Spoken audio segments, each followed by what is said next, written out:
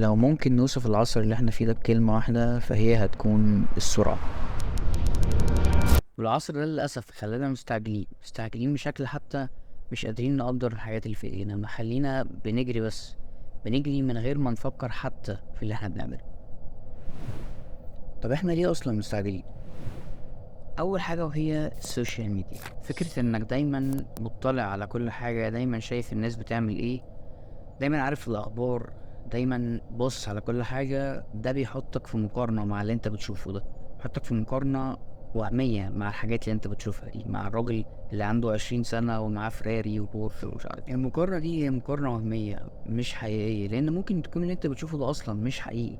غير كده ظروفك مختلفة عن ظروف الشخص اللي انت بتشوفه ده، مختلفة كمان. يعني كلنا مختلفين عن بعض، فبالتالي ما ينفعش ان انت تقارن نفسك بيه اصلا من الاساس. الصح ان انت تقارن نفسك بنفسك، انت كنت امبارح ايه ودلوقتي بقيت ايه وبكره هتبقى ايه. ده اللي المفروض تعمله، مش بس فكرة ان انت شايف الناس اللي حواليك بتعمل ايه فعايز تبقى زيهم او عايز تعمل اللي هم بيعملوه او توصل اللي هم وصلوا له.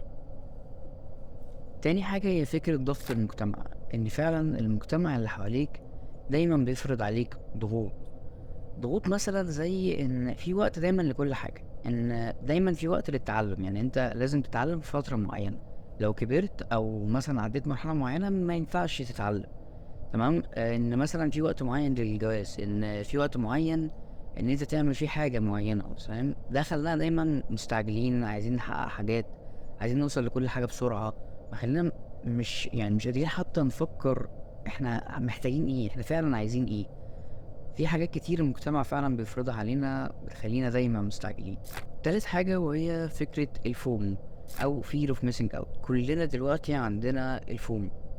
ليه؟ لأن دايما في أكلة جديدة، دايما في ترند جديد، دايما في موضة جديدة، دايما في حاجة لازم تجري عشان تلحقها. يعني الأكلة الجديدة، لبس جديد الناس كلها لابساه، فلازم تروح بقى أنت تجري عشان تلبس زيهم. كل ده بيعمل لك ضغط، بيحط عليك ضغط كده ان انت لازم توصل او تعمل الحاجه اللي الناس بتعملها، لازم تلحق الترند، لازم تلحق الاكله، لازم تلحق اللبس الجديد، لازم تعمل اللي الناس دلوقتي بتعمله. ده بيحط عليك ضغط كبير جدا وبيخليك دايما مكتئب، دايما مش مبسوط بنفسك، مش حاسس ان انت حققت حاجه، مش حاسس ان انت وصلت لحاجه. ده مش حقيقي، لان انت مش دورك هنا ان انت تقعد تجري. يعني مش دورك ان انت تقعد تجري وكل حاجه عايزها دلوقتي، كل حاجه عايزها حالا. لا، لازم تهدى وتعرف ان كل حاجة بوقتها. نقطة مهمة جدا وهي نقطة الاستقرار في الحياة. فكرة ان هيجي عليك وقت تبقى راضي تماما عن اللي انت فيه، او كل حاجة عندك تمام، معاك فلوس كتير بقى وحياتك مستقرة ومفيهاش مشاكل وصحتك كويسة ومتجوز ومخلف وعندك شقة وعربية ومعاك فلوس كتير في البنك. كل ده في وقت واحد وتمام والدنيا بص سعادة كده لا نهائية. ده مش موجود، ده مش موجود في الدنيا. اللي انت بتتكلم عليه ده هو ده الجنة. فبما اننا بقى في الدنيا، الدنيا عاملة كده موجات. شوية انت كويس وصحتك كويسة، وشوية لأ، شوية انت معاك فلوس وشوية لأ، شوية راضي عن نفسك وراضي عن اللي انت بتعمله وشوية لأ، شوية انت فعلا عارف انت عايز توصل لإيه وشوية لأ.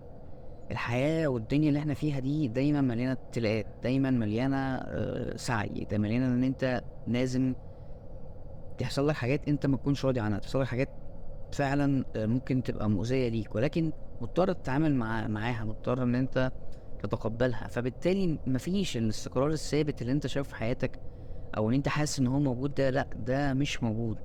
فلازم تتقبل، لو تتقبل ان رزقك بايد ربنا. طب ازاي نعالج مشكلة الاستعجال دي؟ اول حاجة لازم تبطل مقارنات، لازم تبطل مقارنات، لان فعلا ظروفنا كلنا مختلفة عن بعض. كل واحد ليه ظروفه، كل واحد نشأ في بيئة معينة، كل واحد ليه حياته، كل واحد ليه عاداته وتقاليده، كل واحد ليه الفورم بتاعته، ليه الشكل بتاعه الخاص بيه. فما ينفعش في الاخر انا وانت نعمل نفس الحاجه وشرط اساسي ان انا وانت نوصل لنفس النتيجه. عادي ممكن انا اوصل للنتيجه وانت توصل لنتيجه مختلفه تماما عني. ده لان انا نشأت في بيئه معينه وانت مثلا نشأت في بيئه تانية، ان انا ظروفي دلوقتي مثلا ما وصلتنيش لحاجه معينه وظروفك دي وصلت لك لحاجه معينه. ففكرة ان ظروفنا مختلفة دي لازم تتقبلها، تبقى فاهمها كويس جدا عشان ما تستعجلش، ما تفضلش تجري تجري تجري وفي الاخر ما توصلش لحاجة. حاجة هو ان انت تنظم وقتك وتحدد اولوياتك. لازم تبقى حاطط خطة كده ومحدد ايه اللي المفروض تعمله دلوقتي. ده هيدي عقلك احساس ان هو فعلا بيعمل حاجة، مش قاعد بيجري ورا حاجة وخلاص. ان انت بتسعى مش واقف مكانك. فده هيقلل عليك ضغط ان انت عايز توصل بسرعة وان انت لازم تحقق الحاجة دي في اسرع وقت. لا، لما انت بتنظم وقتك وتبتدي تحدد اولوياتك بتبقى عارف فعلا ايه الخطوة اللي جاية، فبالتالي ما تبقاش بتجري وخلاص. بص، كلنا متفقين ان السوشيال ميديا فيها حاجات كويسة كتير، ولكن برضه فيها حاجات سلبية كتير جدا، وافتكر السلبيات بتأثر علينا اكتر من الايجابيات.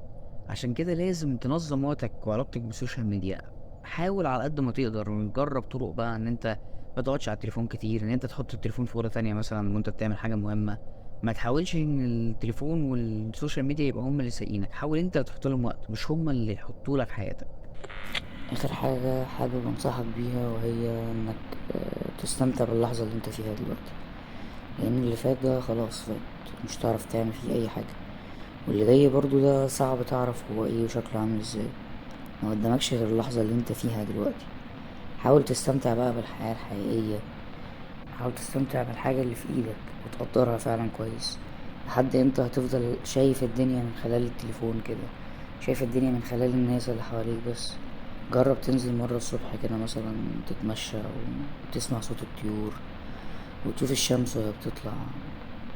فعلا متعة فعلا، يعني غير ما بتشوفها على التليفون خالص. ففي النهاية عايز اقولك يعني اهدى على نفسك عشان فعلا تعرف تعيش الحياة. متقارنش نفسك بحد عشان تعرف تكون مبسوط وراضي عن كل اللي بيحصل.